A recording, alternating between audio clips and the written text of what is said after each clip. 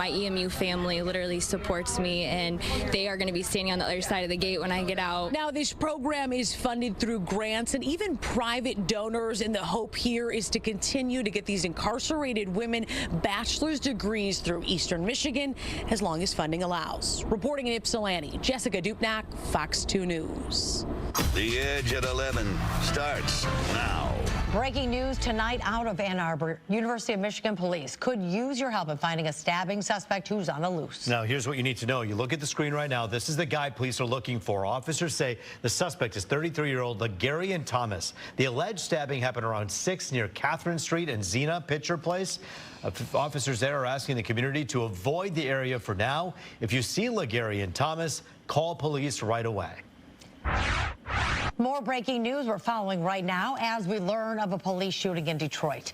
Police confirming to Fox 2 tonight that there is an investigation underway into this shooting right now in the area of Moross and Kelly, and that's on the city's east side. We have a crew headed to the scene right now where Detroit police will be holding a news conference. We'll have the very latest information on Fox Local and fox2detroit.com. And of course, we'll continue to cover this story when you join us for Fox 2 News Morning.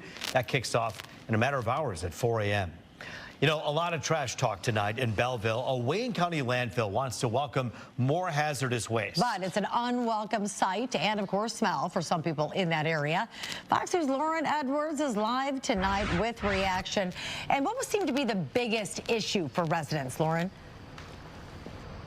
So many big issues. It's hard to just choose just one, but safety was definitely, top of mind for a lot of those who were speaking tonight for the residents, but also for the EPA and Eagle. But let's get to how this night started, because it started off with a bang with protesters in front of the building. The Wayne County Community College District, Ted Scott campus in Belleville exactly is where those protesters were. But inside the community college, Eagle and EPA holding a public meeting to hear residents' concerns about Wayne Disposal, a hazardous waste landfill that's along I-94 in Van Buren Township. Eagle presented its draft license, which increases capacity from 22 million cubic yards to 27 million cubic yards. And it's that expansion that has some residents up in arms. Now, dozens of people attended the meeting, voicing concerns about everything from the height of the landfill to what happens when it rains, to resident safety, to also PCBs. The EPA, again, was there, and they said PCBs are man-made chemicals manufactured here in the U.S., and their ultimate goal is people's safety as well. We feel it's a bad place to put hazardous waste, surrounded by over 360,000 residents around our waterways that leads into the Great Lakes, potentially poisoning our fresh water. It was pristine when I grew up.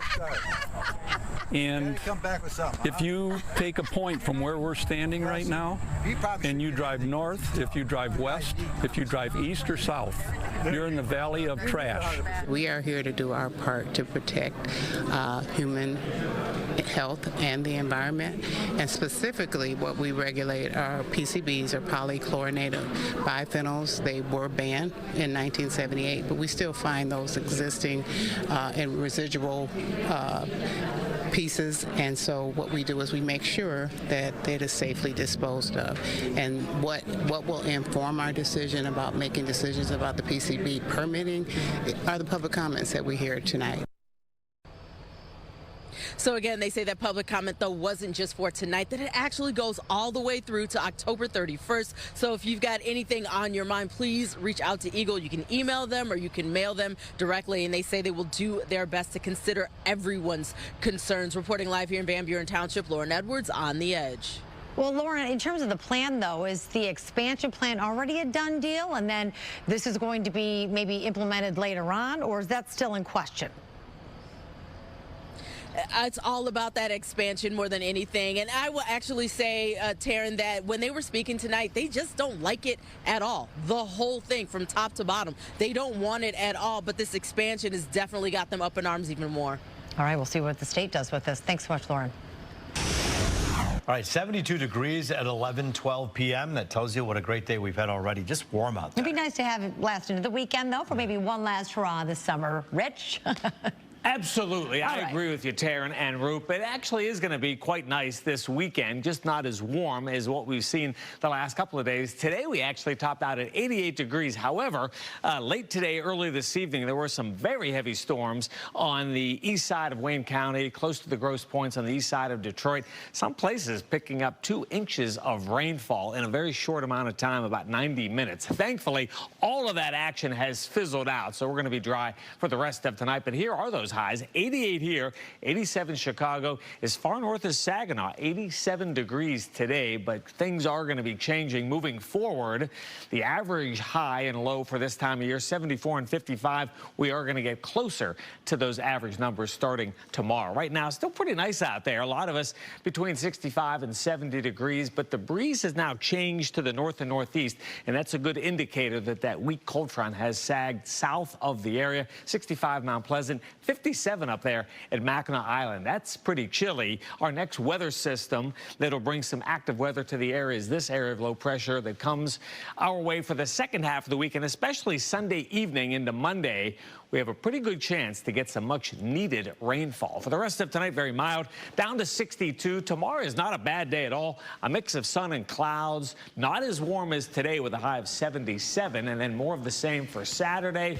Sunday back to 83, and then Monday we officially welcome fall, and also we'll need to keep the umbrellas handy. Roop and Taryn, another check at 4 a.m. Thanks so much, Rich.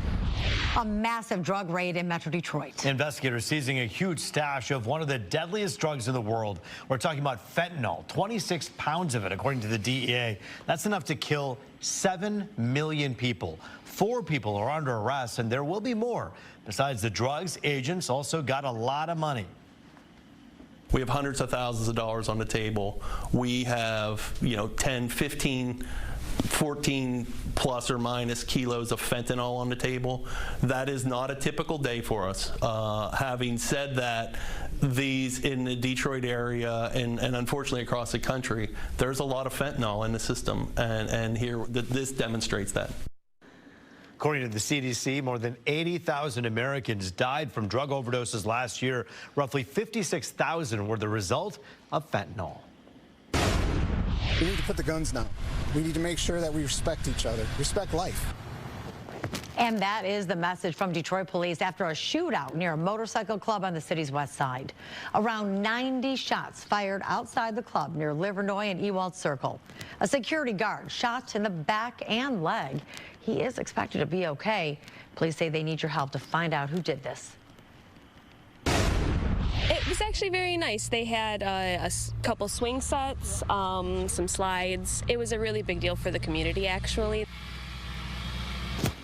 A Playscape on fire, sparking an arson investigation tonight. The Kramer Home Co-op Playscape on East 10 Mile went up in flames last night. Centerline Public Safety says they interviewed 2 young people and their parents. Nobody was hurt. Some community members are crushed because they recently pitched in to build the Playscape from scratch.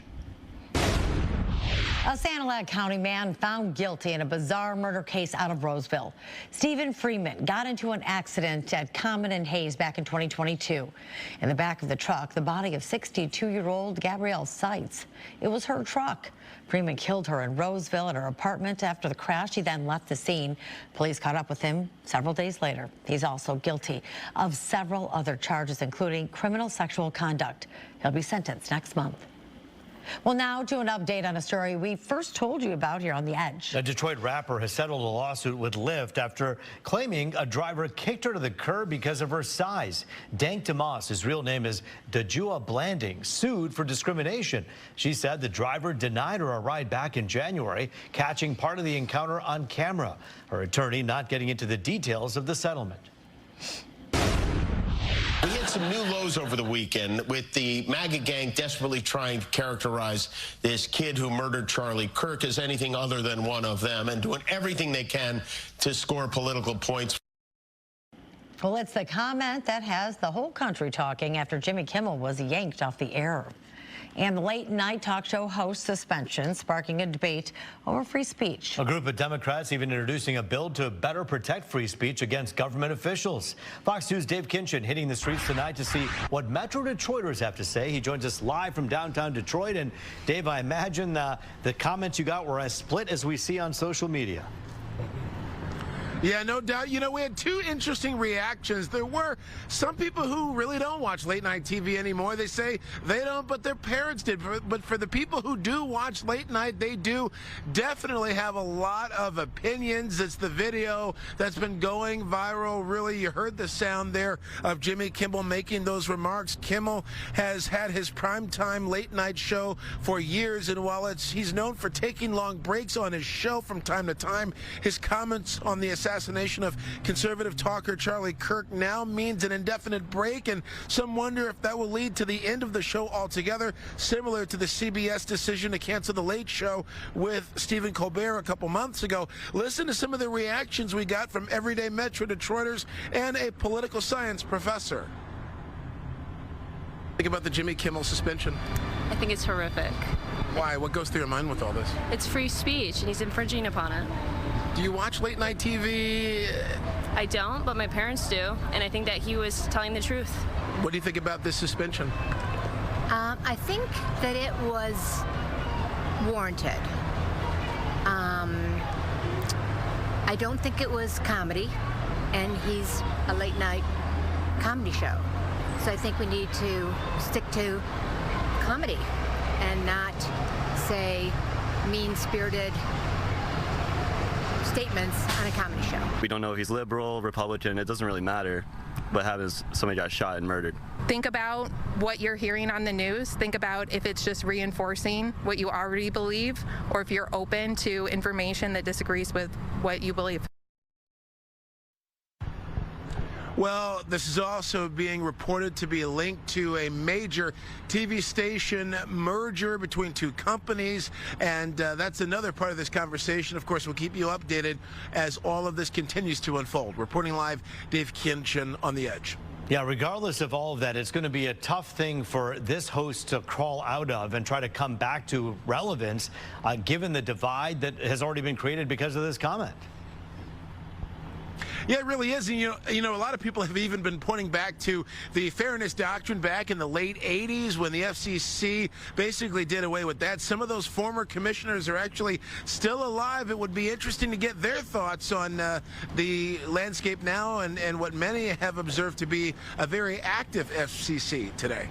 Yeah, we'll be watching this one really carefully. Dave Kinchin for us live tonight. Thank you. I felt really weak. I felt just like my blood pressure went down. I started sweating profusely. I felt cold. A freak accident shocking a woman to her core. What flew through her windshield at a high speed? Next on The Edge.